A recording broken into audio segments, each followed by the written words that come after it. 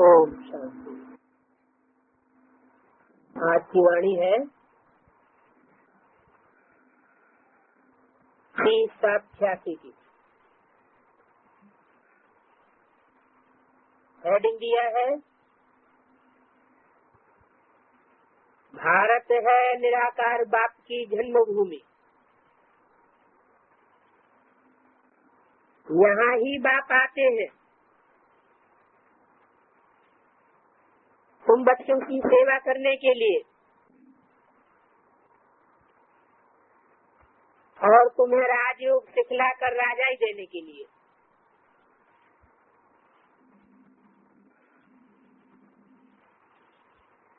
ये बच्चों की है गॉडली स्टूडेंट लाइफ। बच्चे जानते हैं कि हम उनके पास आए हैं।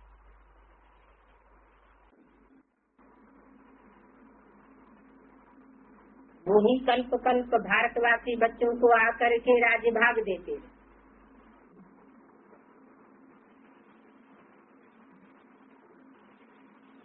उनके पास आए हैं और वही कल्प कल्प बच्चों को आकर के राज्य भाग देते हैं। ऐसे नहीं कहा मैं देता हूँ या ये ब्रह्मा देते हैं।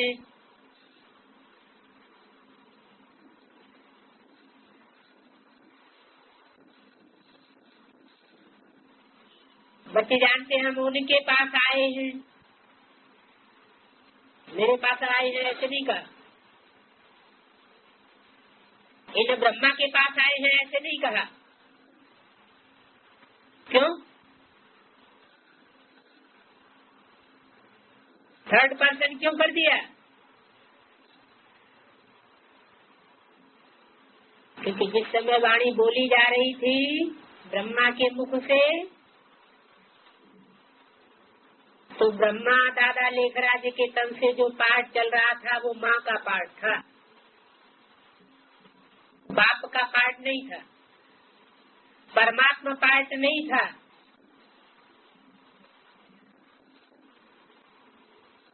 तो बोलने वाली आत्मा भले सुप्रीम सोल शिव की थी, परमात्मा पाठ न बजाने के कारण ये थर्ड पर्सन में ये शब्द बोले हैं। उनके पास वही आदि आदि। भारत में ही बाप आते हैं। ये भारत भूमि है। अपनी भूमि पर बहुत प्यार रिगार्ड होता है।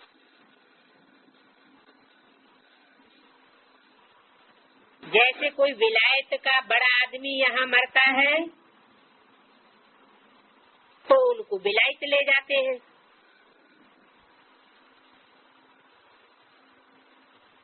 अथवा यहाँ का कोई बड़ा आदमी विलायत में मरता है तो उनको यहाँ ले आते हैं। तो सब कोई अपनी भूमि का मान रखते हैं। भारत को कहा जाता है भगवान की जन्मभूमि।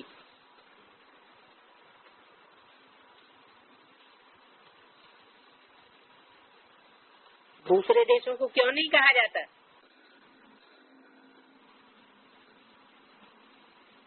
खास भारत में क्या खासियत हुई? वो भारत में ही आकर के भगवान जन्म लेते हैं।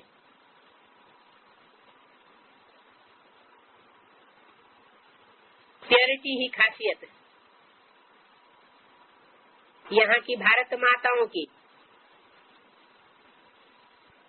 यहाँ डाइवोर्स की परंपरा नहीं पनपती। ये तो अभी लास्ट वर्ष में आकर के विदेशियों के प्रभाव से प्रभावित हो गई सारी दुनिया। तो अभी डाइवोर्स के केसेस भी अंतिम जन्म में बढ़ते जा रहे हैं। जब भारत में भी ऐसा अधर्म होता है तब भारत में भगवान आते हैं फिर से भारत को अब विचारी बनाने के लिए।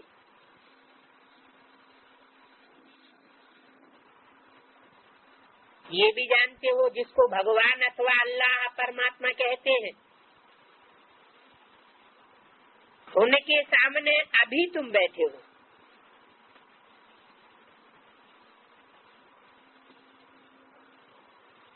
नाम तो जरूर चाहिए ना। अल्लाह कहते हैं तो भी लिंग की पूजा करते हैं। कौन? मुसलमान लोग भी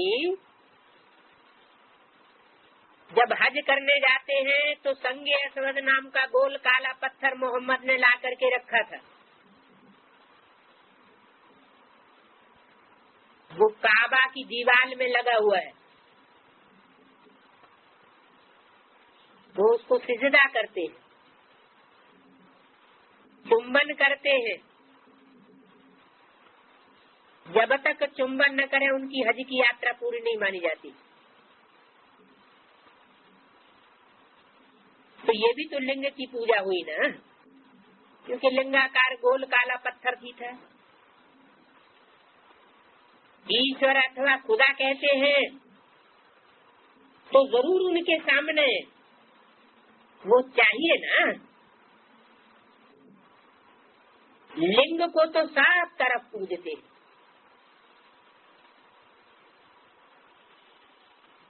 चित्रों में भी आजकल देवताओं के आगे परमपिता परमात्मा का चित्र लिंग ही दिखाते हैं।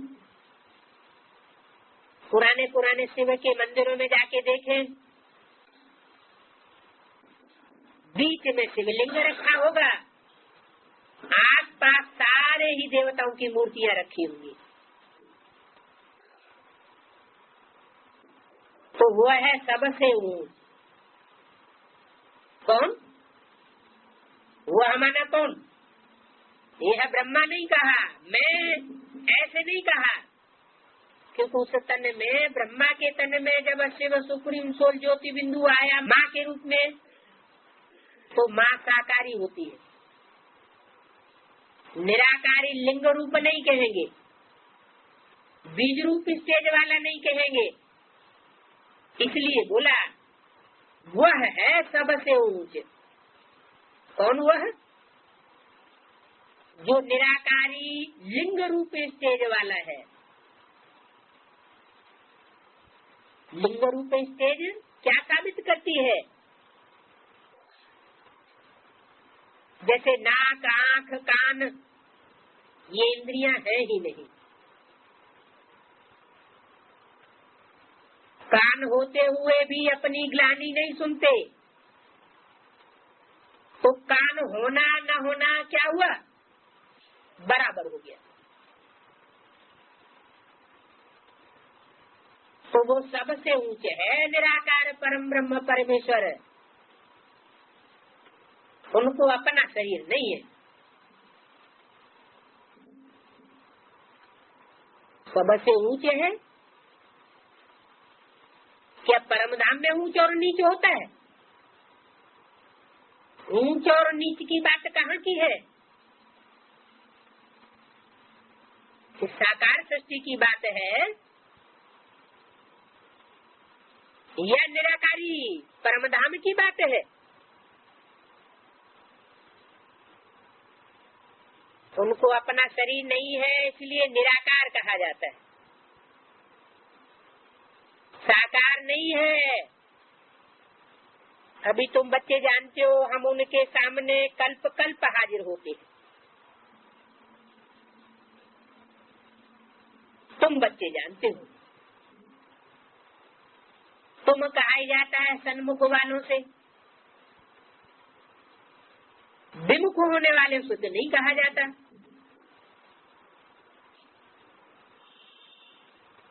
उनके सामने तुम कल्प कल्प हाजिर होते हो शिक्षा लेने के लिए। भगवान वाक्य है तो जरूर राजयोग सिखलाते होंगे। स्टूडेंट्स को राजयोग सिखलाया था।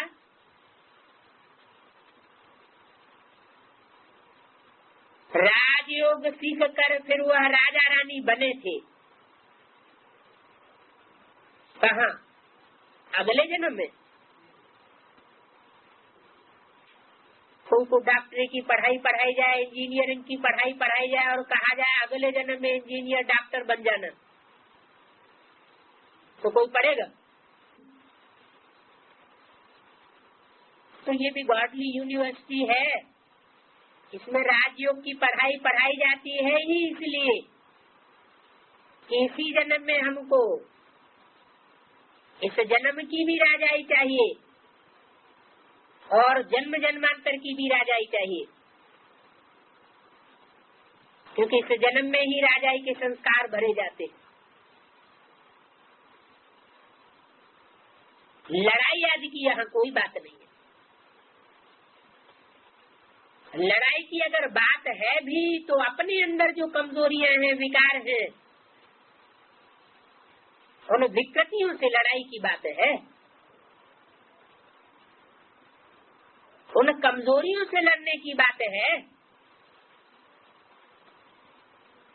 इन लक्ष्मीनारायण आदि ने लड़ाई थोड़े ही की, फिर भी बादशाही पाई, तो स्थूल लड़ाई की बात नहीं है। दुनिया बिल्कुल नहीं जानती कि उन्होंने सतयुग में राज्य कैसे पाया। कोई हिंसक युद्ध करके उन्होंने राज्य नहीं पाया। अभी तुम बच्चे समझते हो हम बाप से राज्य ले रहे हैं, हम उनके सन्मुख बैठे हैं, किसी प्रकार विमुख होने की बात नहीं है।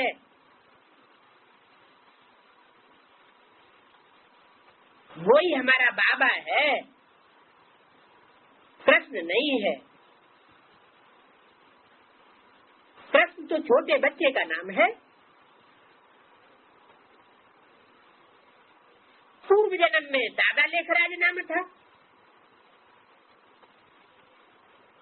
बूढ़े ब्रह्मा का।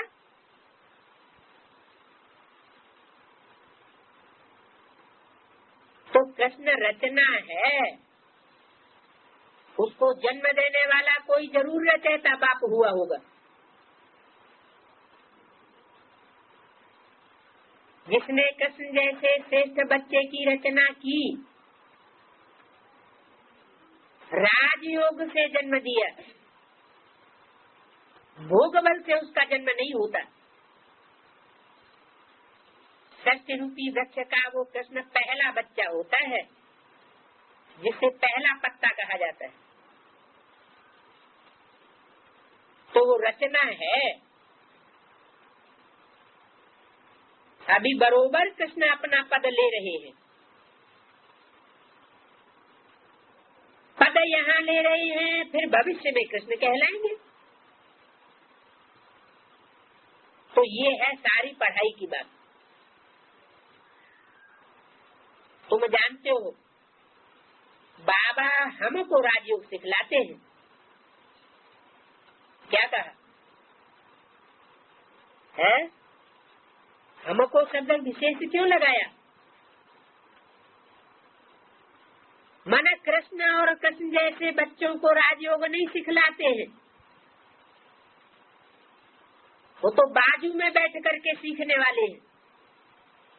किनको सिखलाते हैं?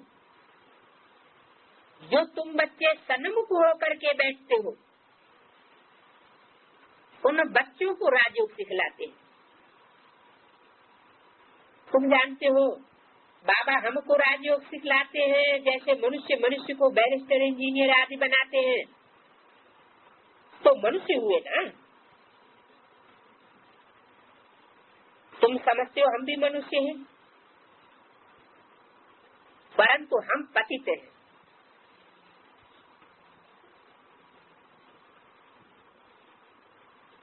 अभी बाप पावन भी बनाते हैं और हमें वर्षा भी देते हैं। पावन दुनिया तो नई दुनिया ही होगी,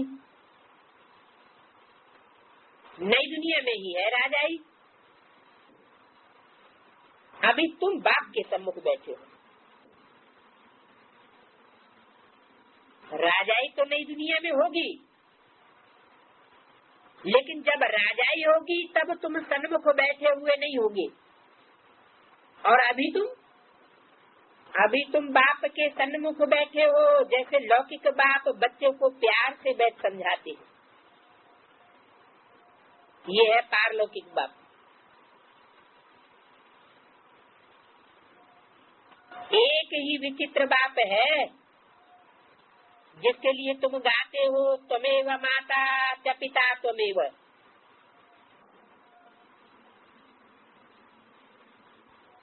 तू ही मेरी माता है और तू ही मेरा पिता है।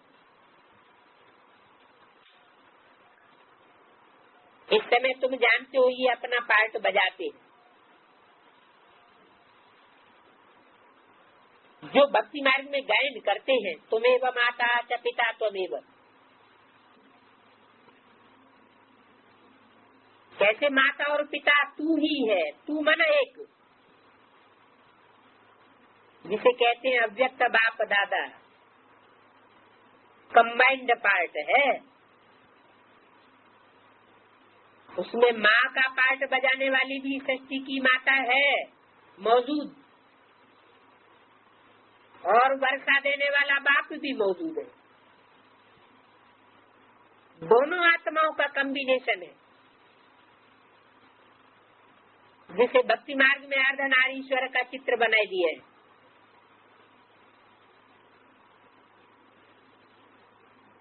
तो वो एक ही विचित्र बाप है।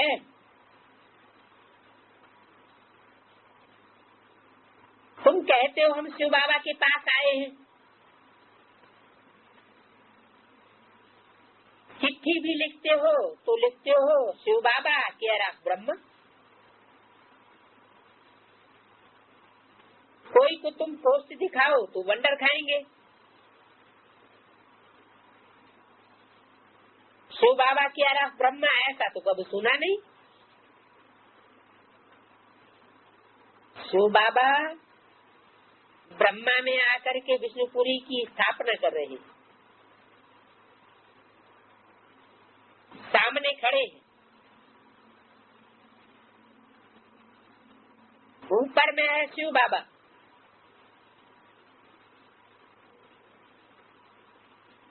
तो ब्रह्मा और विष्णु भी चाहिए, और शंकर का पार्ट ही ऊपर में थोड़ा सा है।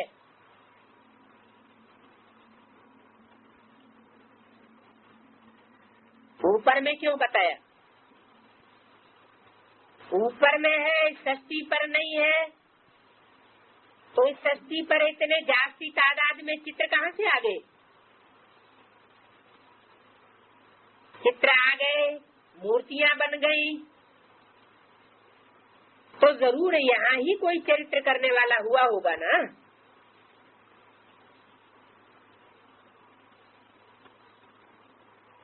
तो ऊपर में थोड़ा सा पार्ट है, इसका मतलब क्या हुआ?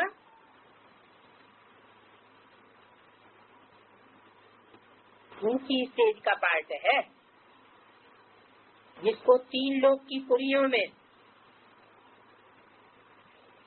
3 पुरियों में ब्रह्मापुरी, विष्णुपुरी, शंकरपुरी, शंकरपुरी को सबसे ऊंचे दिखाया है। स्टेज की बात है।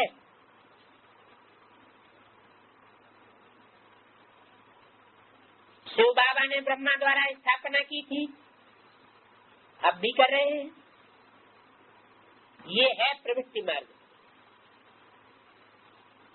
राज विद्या में भी मेल फीमेल दोनों पढ़ते हैं। फीमेल भी जज, बैरिस्टर, डॉक्टर आदि बनती है, तो ये भी प्रवृत्ति मार्ग है। सन्यासियों का है निवृत्ति मार्ग, वो अलग है। ये भी बाबा ने समझाया है। शंकराचार्य अगर न आता तो भारत में पवित्रता का अंश भी नहीं रहता। भले ऊपर की प्योरिटी सिखाई, लेकिन पवित्रता के प्रति मान तो दिया ना। अगर शंकराचार्य न होते तो भारत बिल्कुल ही जल मरता काम विकार में। ये नूद है सन्यासियों के द्वारा भारत को थमाने की। भारत तो बहुत पवित्र था,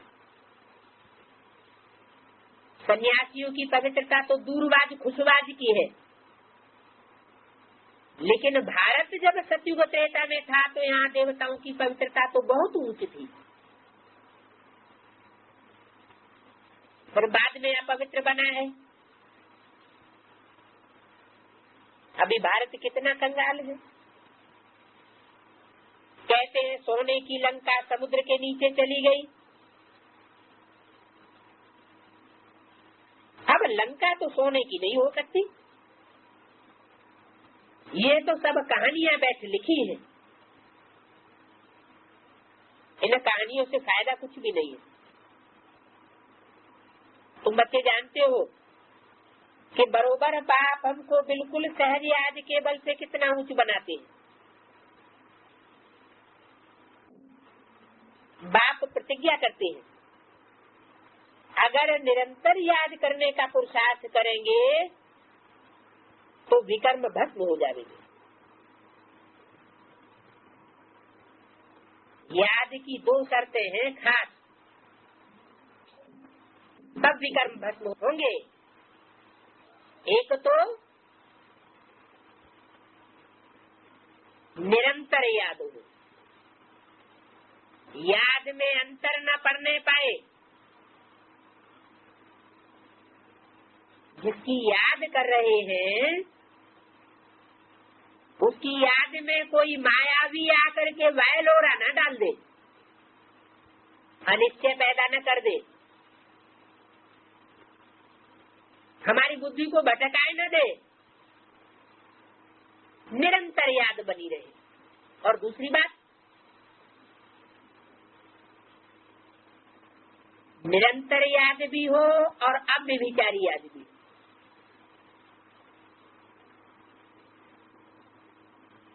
निरंतर याद करने का पुरुषार्थ करेंगे तो विकर्म भस्म हो जाएंगे। टूट टूट के याद आवेगी।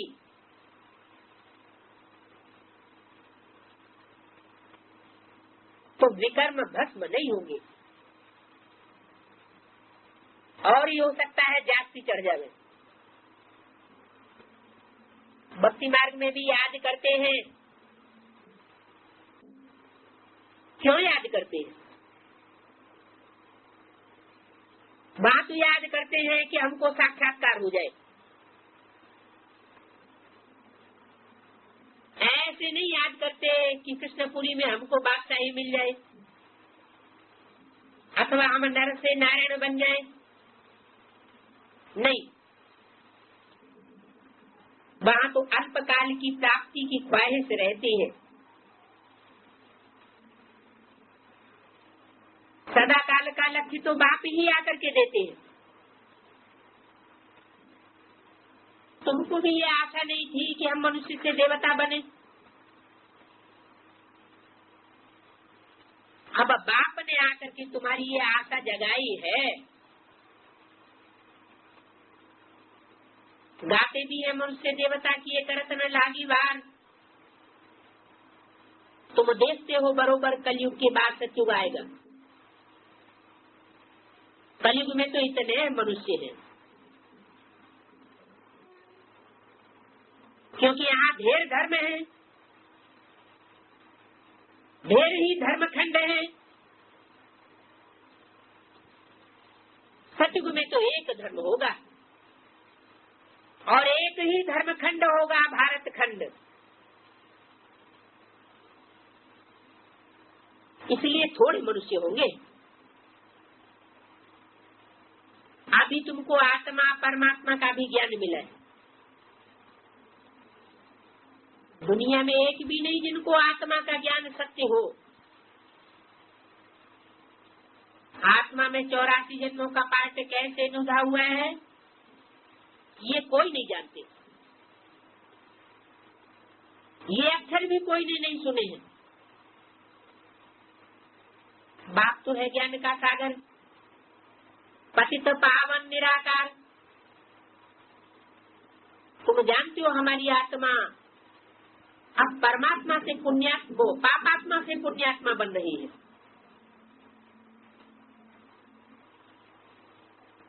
सतयुग में है साफ पुण्यात्मा और यहाँ है पापात्मा।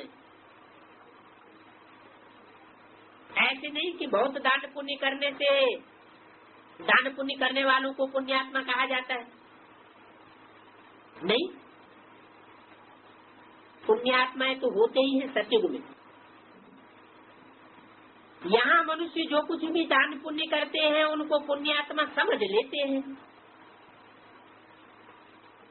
वहाँ तो तुमको दान पुण्य करने की दरकार ही नहीं, वहाँ गरीब कोई होता ही नहीं है। तुम तो वहाँ सदैव के लिए पुण्यात्मा ही हो।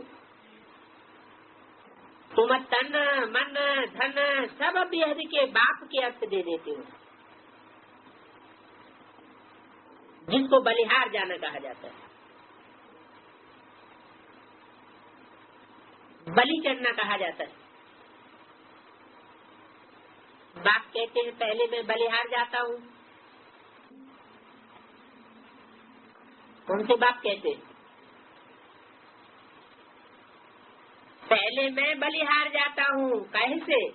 तन मन और धन। वेद के तो दो बाप हैं, आत्माओं का बाप और मनुष्यों का बाप। तो बाप कहते हैं पहले मैं बलिहार जाता हूँ। मैं जाता हूँ या तुम जाते हो? पहले कौन जाता है? बाबा कहते हैं पहले तुम बलिहार जाते हो, तब फिर तुमको 21 जन्मों के लिए बलिहारी मिलेगी। ये बातें अभी तुम अच्छी रीति समझते हो और तुम अभी डायरेक्ट सुनते हो।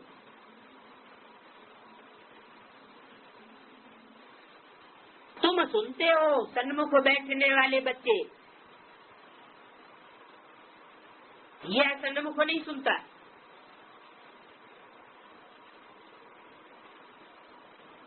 तुम डायरेक्ट सुनते हो, घर में रहते हो तो वहाँ मुरली आती है, दूर से सुनते हो। अभी तो बाप के सन्मुख बैठे हो। बाप कहते हैं बच्चों मैं तुम्हारा बाप भी हूँ। इसमें अंधश्रद्धा की कोई बात नहीं है, क्योंकि बाप कहा ही उससे जाता है जो जन्म देता है, वर्षा देता है।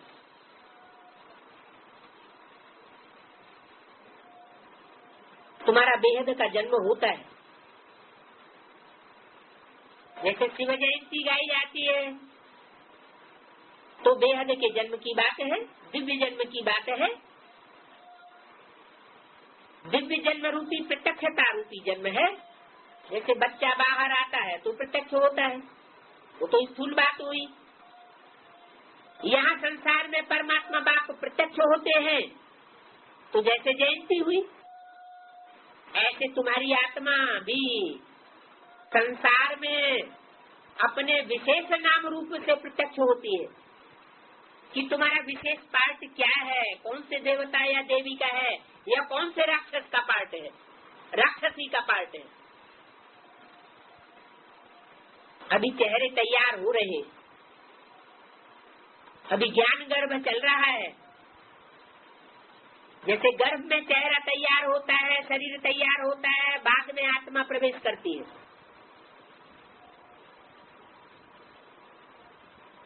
तो इसमें अंधश्रद्धा की बात नहीं है।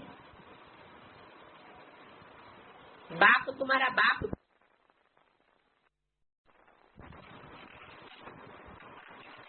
बाप का बनने से शिक्षा देते हैं। बाप तो है, लेकिन वो टीचर बन करके जो भी टेक्स्ट बुक है उसका एक्सप्लेनेशन तब देते हैं जब तुम बाप के बन जाते हो। तुम्हारी बुद्धि में सारा नॉलेज बैठ गया। 84 का चक्र भी तुमको समझाया जाता है।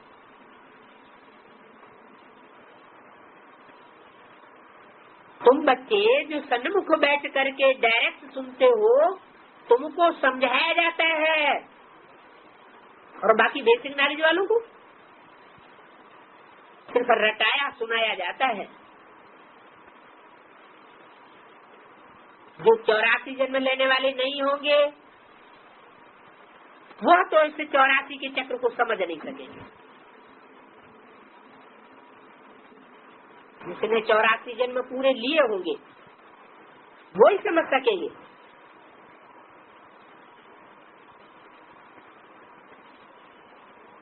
तुम समझते हो बरोबर हम 84 का चक्र लगाकर अब वापस जाते हैं। बाप कहते हैं तुम नंगे आए थे, अब शरीरी हो पवित्र आत्मा बन करके वापस जाते हो। पवित्र बनने के लिए तुम पुरुषार्थ कर रहे हो। योग बल से ही तुम पवित्र बनते हो। योग अक्षर शास्त्रों का है, तो राइट अक्षर क्या हुआ? राइट अक्षर है याद। स्त्री को पुरुष की अथवा पुरुष को स्त्री की याद रहती है ना, तो योग का अर्थ ही है याद। बाप भी कहते हैं माम एकम याद करो।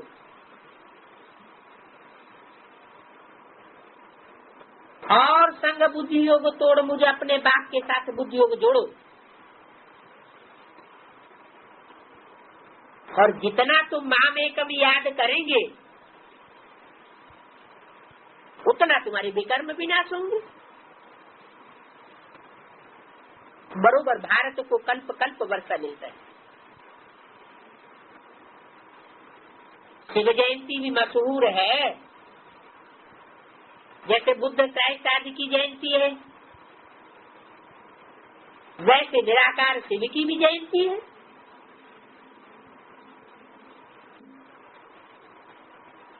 तो वो हो गया ऊंच से ऊंच। कौन? जो निराकारी स्टेज वाला शिव है, जो इस संसार में परमात्मा पाठधारी के रूप में, बापों का बाप के रूप में, धर्म पिताएं भी जिसको अपना बाप स्वीकार कर लेते हैं, वो प्रत्यक्षता रूपी जन्म ले लेता है। तो वो ऊंच से ऊंच हो गया।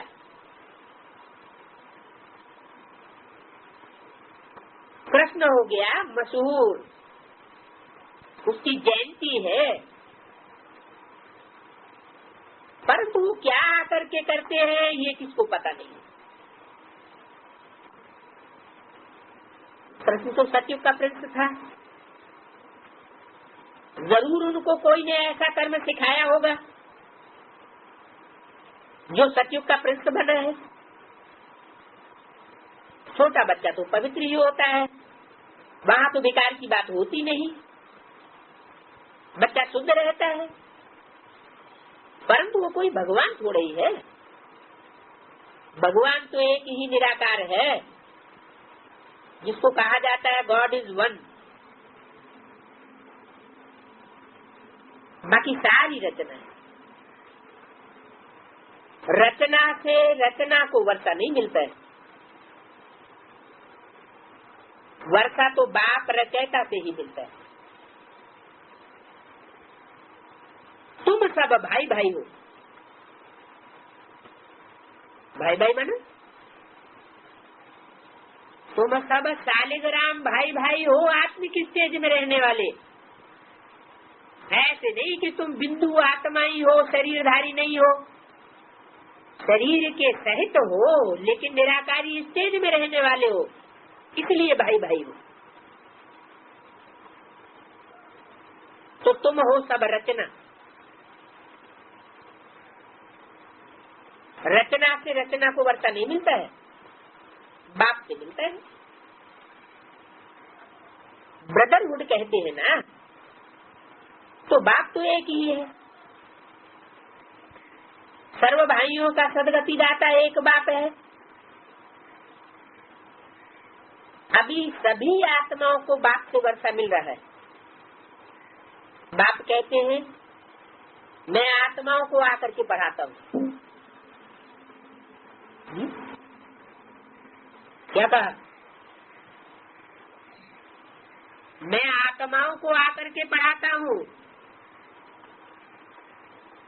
इसका क्या मतलब हुआ कि जो शूद्र से ब्राह्मण बनते हैं उनको नहीं पढ़ाता हूँ।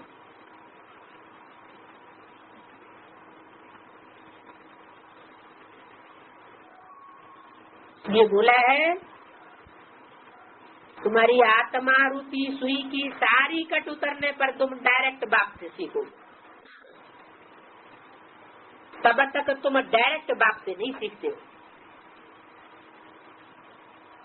कोई न कोई बीच में गुरु होते हैं जो तुमको सुनाते हैं। जब डायरेक्ट बाप से सीखते हो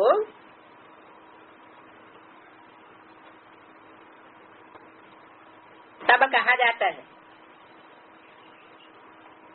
सर्व भाइयों का सदगति दाता एक बाप। जो बाप आकर के आत्माओं को पढ़ाते हैं, जो आत्म की स्थिति में स्थित हो जाते हैं, निराकारी स्टेज में स्थित होने की प्रैक्टिस जिनकी पक्की पड़ जाती है,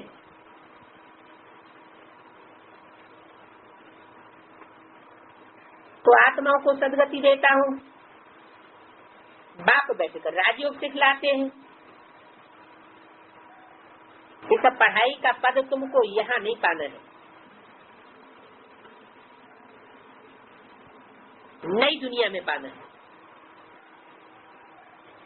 वो बैरिस्टर तो इस जन्म में बनते हैं, फिर दूसरा जन्म लेकर के फिर से पढ़ेंगे। तुम जानते हो इस पढ़ाई से तुम 21 जन्म के लिए प्रारब्ध पाते हो। वहाँ सत्युग में डॉक्टर आदि कोई होते नहीं है, तो वहाँ तो बीमारी नहीं होती है। वहाँ तुम गर्भ महल में आराम से रहते हो, और यहाँ तो गर्भ जेल है। यहाँ गर्भ जेल में सजाएं मिलती है, सब पुकारते हैं कि इनसे हमको बाहर निकालो, हम फिर से कोई भूल नहीं करेंगे। धर्मराज से प्रतिज्ञा करते हैं। यहाँ तो तुमको शिव बाबा से प्रतिज्ञा करनी है, बाबा हम कभी भी विकर्म नहीं करेंगे। 5 विकार हमने आपको दे दिए। ये भी बाप जानते हैं 5 विकार कोई ऐसे फट से नहीं छूट जाएंगे कि तुमने कहा और 5 विकार खलास हो गए।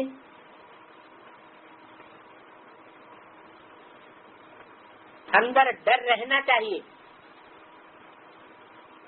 कि हम 5 विकारों का दान दे करके फिर लेंगे तो बहुत बड़ा पाप हो जाएगा। जैसे राजा हरिश्चंद्र का मिसाल है,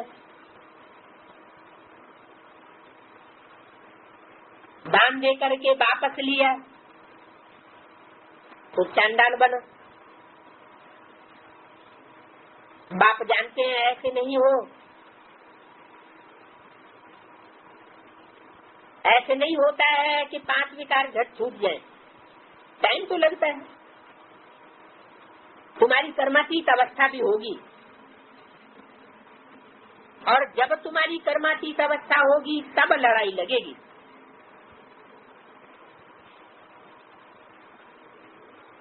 तब तक लड़ाई भी नहीं लगेगी। ये 5 विकार बड़े दुश्मन हैं। उसमें भी मुख्य है ये देह अभिमान। इस देह अभिमान का दान देना कितना मुश्किल है।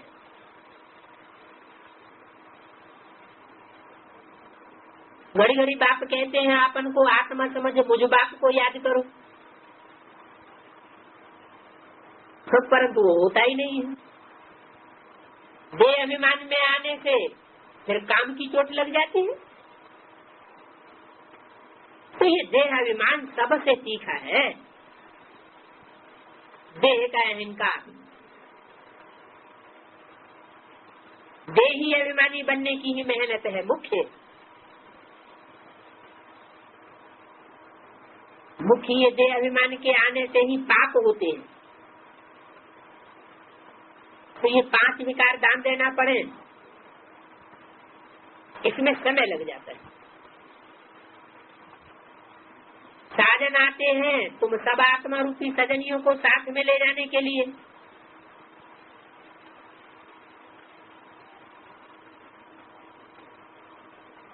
तो आते हैं तो क्या फट से ले जाते हैं?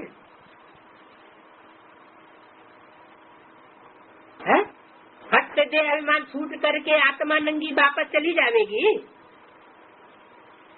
कि ये देह अभिमान त्यागने में टाइम लग जाता है?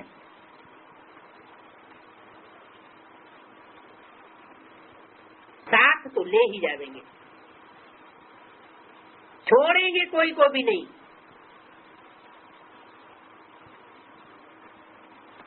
परमातीत अवस्था बना करके वापस ले जाएंगे। तब तक पुरुषार्थ करना है। देह अभिमान आने से फिर भूलें होती हैं, और ये तूफान तो बहुत आवेंगे। विकार का संकल्प आए परंतु कर्मेंद्रियों से कब नहीं नगन होना।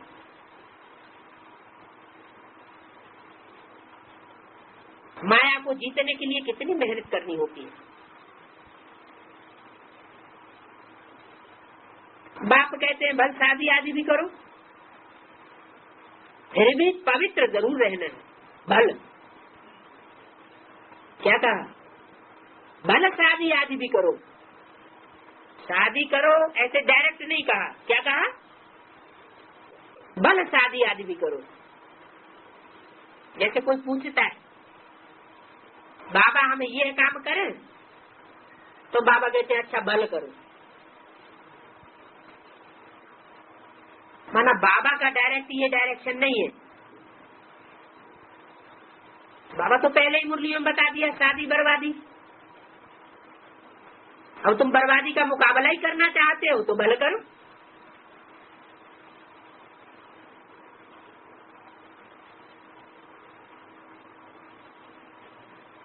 फिर भी बाप पक लगाए देते हैं कि पवित्र जरूर रहना है।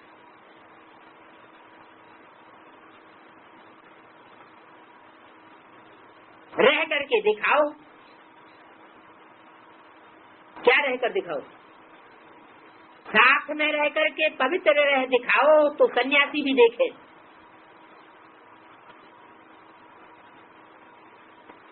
सन्यासी भी जानेंगे कि तुमको आमदनी कितनी भारी है।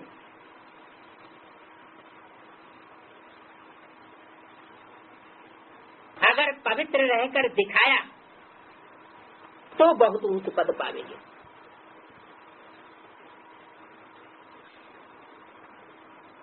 तुम पर तो परवान जावेंगे। बाबा भी महिमा करते हैं, बल पवित्र भी रहे,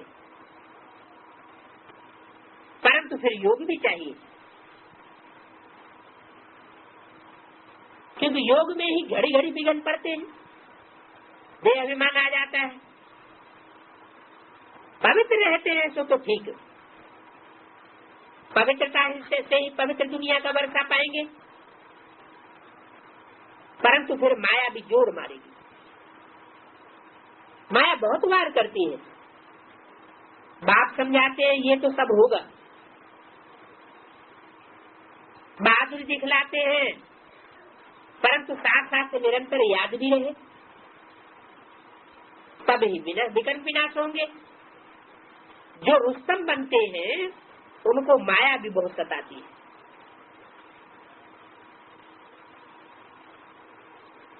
याद में मुश्किल रह सकते हैं, जो रह सकते हैं उन रुस्तमों से अनुभव पूछना होता है। समझते हैं, कैसे रहते हैं याद में? याद में रहने से ही विकर्म विनाश होंगे? ये बात बिल्कुल नहीं है। यहाँ बैठे हैं तो नशा चढ़ा हुआ रहता है, बाहर जाते हैं तो नशा धीरे धीरे रफू चक्कर हो जाता है। ये भी समझते हैं भगवान एक ही निराकार है, न कि कृष्ण।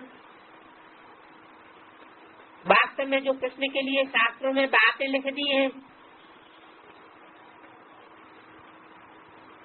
ओखली से बांधा,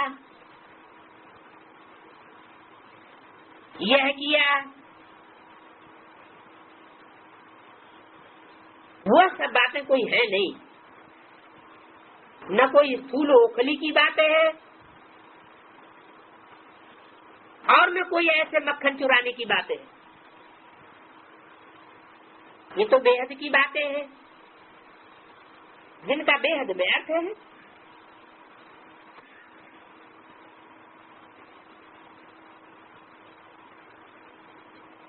ये सब स्थूल अर्थ करके शास्त्रकारों ने उनकी ग्लानि कर दी है, इंसल्ट करते हैं। सत्य में तो कोई अवगुण नहीं होता। चंचलता करना ये भी तो एक अवगुण है ना।